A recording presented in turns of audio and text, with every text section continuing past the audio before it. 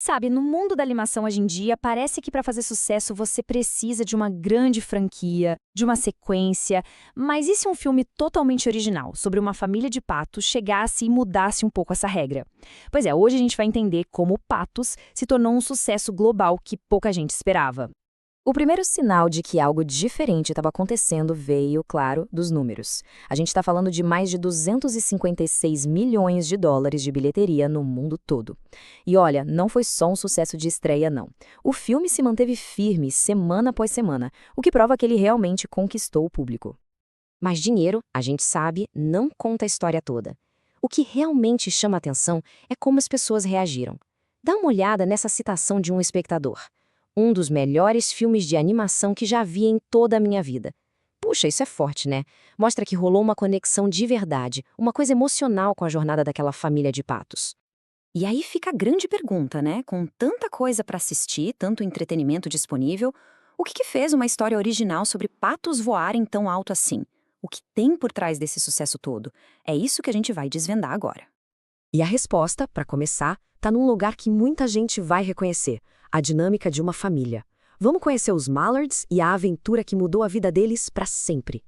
O conflito principal da história é algo que muitas famílias conhecem, e conhecem bem. De um lado tem o Mac, o pai superprotetor, que está feliz da vida na segurança do seu laguinho. Do outro, a Pen, a mãe que sonha com a aventura e quer mostrar um mundão para os filhos. É essa tensão clássica, sabe, entre segurança e descoberta, que dá o pontapé inicial para tudo. E quando a aventura finalmente começa, o plano parece simples: sair da calmaria da Nova Inglaterra e voar para o calor da Jamaica. Mas como em toda boa viagem, são os desvios inesperados, tipo uma parada caótica em Nova York, que tornam a jornada inesquecível de verdade. Mas é aqui que a história fica ainda mais interessante. Porque apesar de todo esse sucesso com o público, o filme não foi uma unanimidade, não. Existiu uma divisão bem clara entre a recepção super calorosa dos espectadores e uma análise, digamos, mais cética da crítica especializada. Os números lá no Rotten Tomatoes mostram isso perfeitamente. Dá uma olhada: 88% de aprovação do público. É muita coisa. Já os críticos ficaram em 73%. Os dois números são bons, claro, mas essa diferença de 15 pontos não é pouca coisa. Mostra que o filme conversou de um jeito muito mais forte com o público geral. E essa diferença não fica só nos números. Um espectador chegou a dizer que ele e a esposa são o casal de patos, que a história dele estava ali na tela, uma conexão super pessoal. Já um crítico, em total contraste, disse que a história era superficial, quase um especial de TV. Como pode o mesmo filme gerar reações tão opostas assim? Então, qual que é a receita secreta aqui? O que explica esse apelo tão forte com o público? Bom, a gente separou 3 ingredientes principais que juntos parecem ter criado a magia de Patos e Mopos. Esses 3 pilares são: primeiro, a mente por trás do roteiro, o Mike White. Segundo, o estilo visual único do diretor, Benjamin Renner. E terceiro, e talvez o mais importante, o coração da história, a conexão com temas de família que todo mundo reconhece. Vamos começar pelo roteiro. O nome Mike White, que para quem não sabe é o criador da série The White Lotus, já surpreendeu muita gente. Ele trouxe um humor muito afiado, muito inteligente, que funciona bem tanto para as crianças quanto para os adultos. O roteiro dele é a base de tudo, transformando uma simples viagem numa comédia cheia de coração. E esse roteiro genial ganhou vida com a visão artística do diretor Benjamin Renner.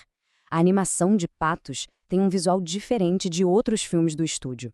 Tem essa qualidade que parece uma pintura, sabe? Quase uma aquarela de livro infantil que ganhou movimento. É um visual charmoso, cativante, que deu ao filme uma identidade única. E por fim, o ingrediente que amarra tudo isso, o coração do filme. A história funciona porque fala de coisas universais. Sabe, aquela negociação entre pais protetores e filhos curiosos, o desafio de superar os próprios medos, a alegria de descobrir o mundo em família. É esse núcleo emocional que fez o público se identificar tanto. Quando a gente junta todas essas peças, fica bem claro que Patos é mais do que só um sucesso isolado.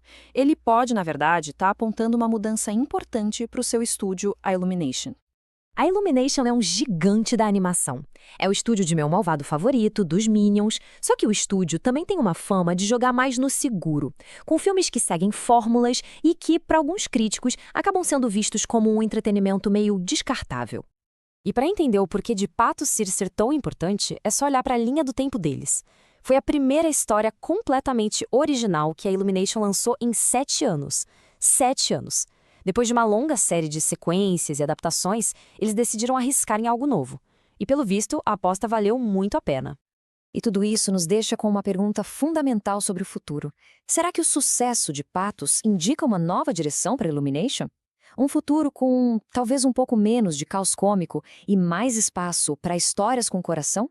Com um toque artístico diferente? Talvez o voo da família Mallard não tenha sido só uma viagem para a Jamaica, mas um sinal de um novo horizonte para um dos maiores estúdios de animação do mundo.